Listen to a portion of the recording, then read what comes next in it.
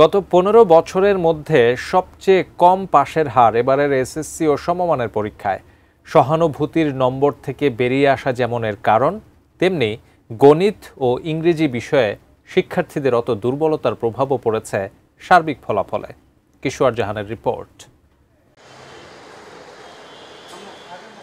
চলতি বছর এসএসসি দাখিল, ভোকেশনাল এসএসসি ও ভোকেশনাল দাখিল পরীক্ষায় বসেছিল ১৯,০৪,০৮৬ জন। এদের মধ্যে ৬,৬৬০ জনই ফেল করেছে। গতবারের চেয়ে পাশের হার কমেছে ১৪.৫৯%।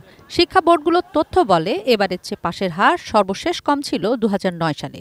সেবার ৬৭.৪১% শিক্ষার্থী পাশ করেছিল।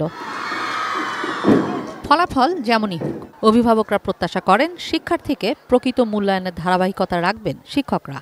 যারা গণহারে 80% উপরে যারা পাশ করেছে, তারা যে ঢাকা ইউনিভার্সিটি বা যে কোনো পাবলিক প্রাইভেট ইউনিভার্সিটিতে চান্স পাওয়া তাদের জন্য খারাপ হয়ে গেছে, একটা ব্যাড রেকর্ড হয়ে গেছে, তারা কিছু শিখেননি এই কথা। কিন্তু ইনশাল্লাহ এখন থেকে মনে হচ্ছে সেটা কেটে যাবে। না লিখে যদি নাম্বার দেয় সেটা তো গ্রহণযোগ্য না। ওরা কষ্ট করেছে, আলহামদুলিল্লাহ সেই অনুযায়ী ওদের রেজাল্ট হয়েছে, অবশ্যই ধরে রাখা দরকার। স্বাস্থ্যকর অল টাইম ফ্যামিলি কেক, সব সময় অল টাইম হেলদি লাইফ। শিক্ষা সংশ্লিষ্টরা খারাপ ফলাফলের পেছনে অনেক কারণের কথাই বলছেন। শিক্ষার্থীদের ডিভাইস মুখীনতা যেমন আছে, তেমনি গ্রাম, শহর বা অঞ্চল ভেদে শিক্ষার মানের তারতম্যকেও দায়ী করছেন তারা। এই মোবাইলের টেকনোলজির মিসইউজও আমাদের রেজাল্টে প্রভাব ফেলেছে।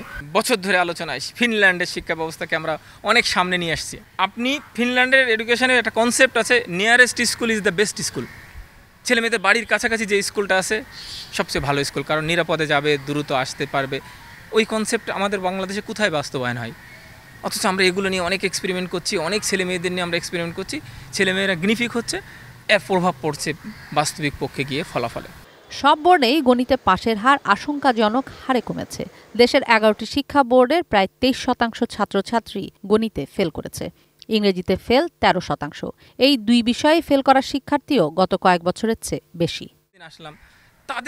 ফল খারাপ হওয়ার পেছনের কারণগুলোর সমাধান জরুরি।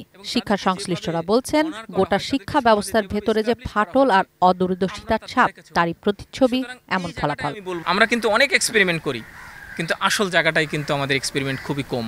আমরা কিন্তু শিক্ষকদের এই জায়গাটায় হাত দিচ্ছি না। কিভাবে তাদের মর্যাদা, তাদের স্কিল, তাদের ট্রেনিং, তাদের আরও অন্যান্য দিক ইমপ্রুভ করা যায়, সেটা যদি না করি, আমি বলবো আপনি কারিকুলাম বলেন, যত সিস্টেম বলেন, আপনি ভালো কিছু করতে পারবেন না। কিশোর জাহান, এটিএন নিউজ, ঢাকা।